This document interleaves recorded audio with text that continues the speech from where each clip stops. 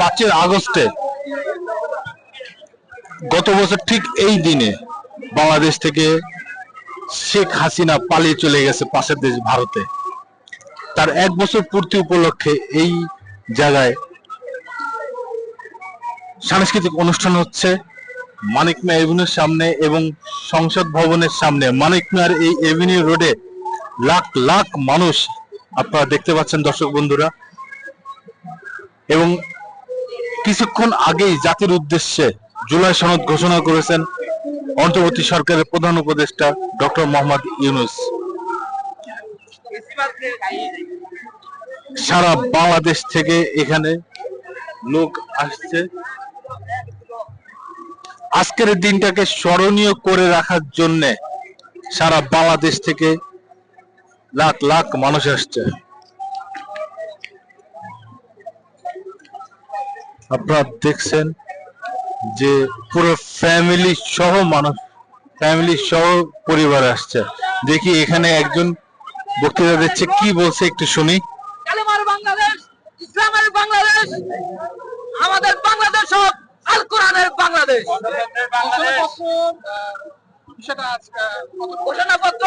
ঘোষণাপত্র তা কোরআন ভিত্তিক, ইসলামের ভিত্তিক হোক।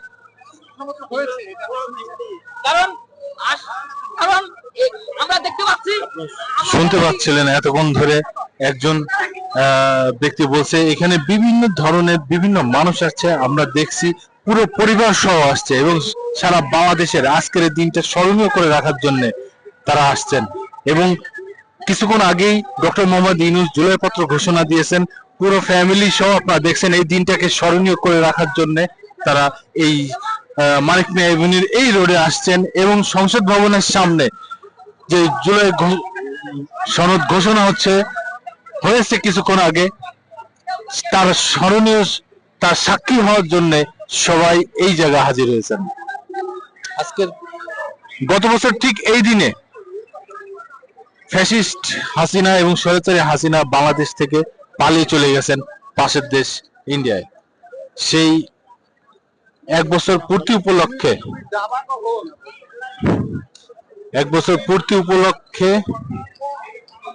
একটু কথা বলবেন।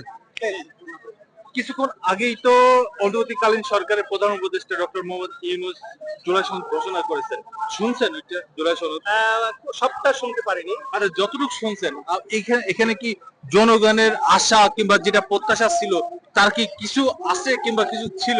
অনেকটাই প্রতিফলন হয়েছে। বিশেষ করে জুলাই শহীদদেরকে জাতীয় বীর হিসেবে ঘোষণা করা হয়েছে।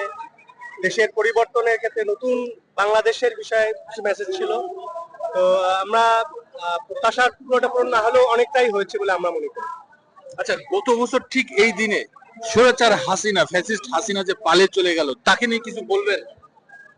আজকে এমনটা মনে হচ্ছে যে গত বছর 5 আগস্ট 2024 আমরা মাঠে ছিলাম, সেদিন যে সিনারিওটা দেখতে পেয়েছি তার অনেকটা প্রতিফলন আজকে আমরা সেই আবাল বৃদ্ধ বনিতা শিশু সকলে আজকে এখানে এসছে। আর তার পালিয়ে যাওয়ার বিষয়ে তো আর বলার কিছু নেই। তো সে তো পালিয়ে গিয়েছে, তাকে নিয়ে আর কি বলবো। দেশের মানুষের সাথে নির্বাচনের ব্যাপারে যে পিয়ার পদ্ধতি নিয়ে কথা হচ্ছে, কিছু দল চাইতেছে পিয়ার পদ্ধতি হোক, কিছু দল চাইতেছে যে না, দরকার নাই। এই বিষয়ে কি বলেন? আমরা মনে করছি যে পিয়ার পদ্ধতি হলে আপনার সকল মানুষের মতামতের একটা গুরুত্ব থাকবে সেখানে। তার সে একটা ভোট যেখানেই দেখ না কেন, সেই ভোটের রেশিও অনুযায়ী যারা নির্বাচিত, আপনার টোটাল ভোটের অংশ বিশেষ বা তার রেশিও অনুযায়ী সে হয়তো একটা সিট পেতে পারে, সে তার দলের প্রতিনিধি থাকতে পারে। এদেশের যার যত মানুষই ভোট দেবে সকল ভোটারদের প্রতিনিধিত্ব সংসদে থাকবে বলে আমরা মনে করছি। নির্বাচন কবে হলে ভালো হয়? নির্বাচন আমরা মনে করি যে সংস্কার, একটি নতুন বাংলাদেশ পাইতে হলে সংস্কারগুলো খুবই দরকার। নাইলে আরেক ফ্যাসিস্ট দিয়েছে, আরেক ফ্যাসিস্টের জন্ম হওয়াটার সম্ভাবনা থেকে যাবে। আমার মনে হয় সকল ছিদ্র বন্ধ করেই নির্বাচনে যাওয়া উচিত, খুব দ্রুত, তাই তো? যত দ্রুত সম্ভব, কিন্তু সংস্কার অবশ্যই হওয়া দরকার।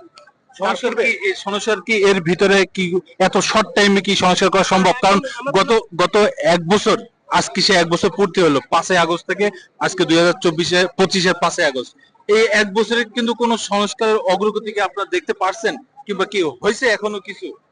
সেই সংস্কার অনেক লং টাইম হওয়ার মানে একটা সম্ভাবনা আছে, তো ইলেকশনটা তাহলে কিভাবে দ্রুত হবে? আপনার সংস্কার আপনার সবগুলোই যে সফলভাবে শেষ হবে আমরা এমনটা আশা করছি না।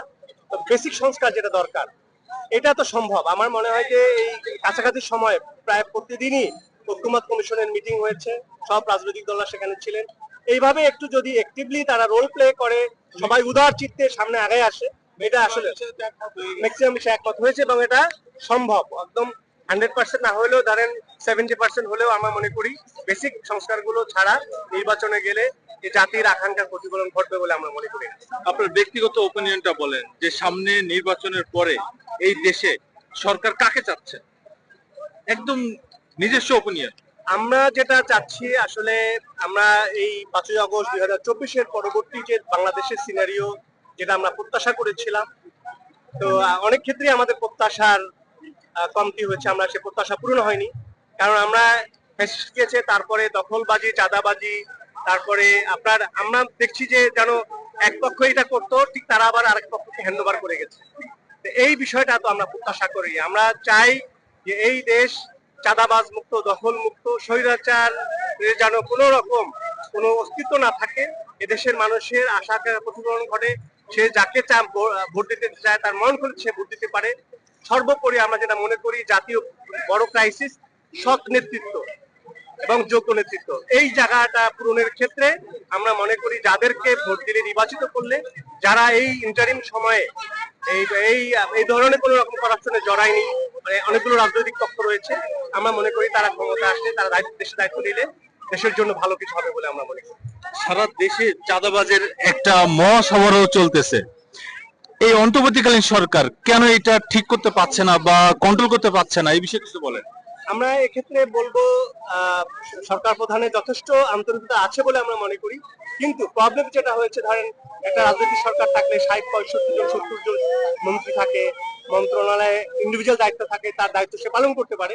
কিন্তু এনাদের সংখ্যা যেহেতু কম এবং সময় কম, এখানে যারা আমরা রাজনৈতিক স্টেক হোল্ডার রয়েছে তাদের যদি কোঅপারেশন না থাকে পরিপূর্ণভাবে কাজটা করা আমার মনে হয় অসম্ভব।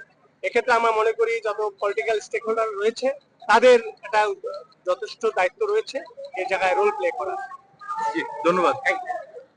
দর্শক বন্ধুরা, আপনারা শুনছিলেন এই মানিক মিয়া এভিনিউ থেকে আজকে যে 5ই আগস্টের জুলাই সনদ ঘোষণা করেছেন ডক্টর মোহাম্মদ ইউনূস, সেখানে এই দিনটাকে স্মরণীয় করে রাখার জন্য একজন বাংলাদেশের জনগণ তিনি এখানে আসছেন, তার মত ব্যক্ত করলেন। আমরা শুনলাম হাজার হাজার মানুষ, লাখ লাখ মানুষ সারা বাংলাদেশ থেকে আজকের এই দিনটাকে, আজকের এই বিকেলটাকে স্মরণীয় করে রাখার জন্য এই মানিক মিয়া এভিনিউর রাস্তায় হাজির।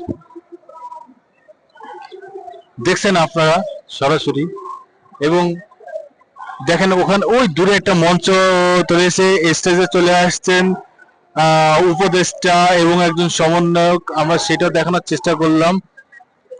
স্লোগান দিচ্ছে উপদেষ্টা আসিফ মাহমুদ সজীব ভুঁইয়া চলে আসছেন মঞ্চে। আরো আছেন চিটাগাংয়ের, চট্টগ্রামের যে সমন্বয়ক রাফি, তিনিও আছেন। আরো কয়েকজন আছেন, নাম তো সবাই বলতে পারছি না, জানি না, কিন্তু অন্তর্বর্তীকালীন সরকারের উপদেষ্টা আসিফ মাহমুদ সজীব ভুঁইয়া এবং তিনি এই ছাত্র আন্দোলনের একজন প্রধান সমন্বয়ক, তিনি স্টেজে চলে আসছেন। কিছুক্ষণ আগেই ডক্টর মোহাম্মদ ইউনূস অন্তর্বর্তীকালীন সরকারের প্রধান উপদেষ্টা জুলাই সনদ ঘোষণা করেছেন, আপনারা দেখছেন, জানছেন। এবং এখানে এই সময়টাকে স্মরণীয় করে রাখার জন্য লাখ লাখ মানুষ এই মানিক মিয়া এভিনিউর এই রোডে হাজির। জাতীয় সংসদ ভবনের সামনে সাংস্কৃতিক প্রোগ্রাম হচ্ছে এবং সেখানে অনেক বড় স্টেজ আছে এবং পুরো ফ্যামিলি নিয়ে, পরিবার নিয়ে অনেক মানুষ এসেছেন এবং সারা বাংলাদেশ থেকে বিভিন্ন ভাবে এখানে মানুষ আসছেন, হেঁটে আসছেন, বাসে আসছেন, ট্রেনে আসছেন, যে যেভাবে পারছেন সেইভাবে এই সময়টাকে, এই দিনটাকে স্মরণীয় করে রাখার জন্য এই মানিক মিয়া এভিনিউর সামনে আসছেন। এবং প্রধান উপদেষ্টা যে বক্তব্য দিছেন, সেই জুলাই সনদের যে ভাষণটা দিছেন, আমরা দেখি কারোর কাছে একটু শুনে দেখি যে তার আশা, তার প্রত্যাশা প্রতিফলন হয়েছে কিনা?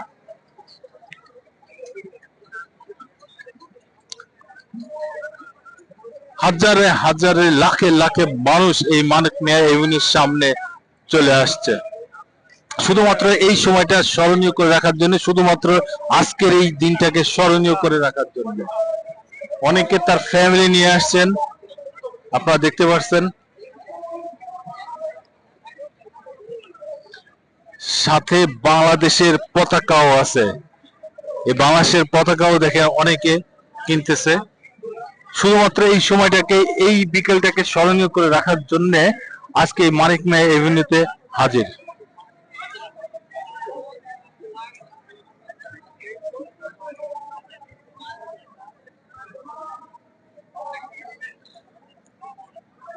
পতাকাও ধুমসে বিক্রি হচ্ছে।